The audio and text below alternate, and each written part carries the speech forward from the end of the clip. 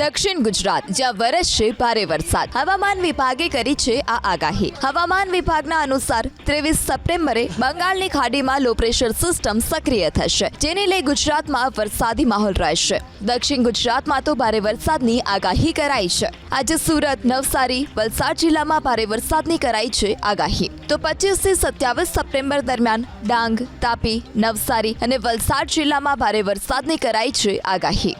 ગુજરાતમાં અત્યાર સુધી સિઝનનો 125% વરસાદ વરસી ચૂક્યો છે.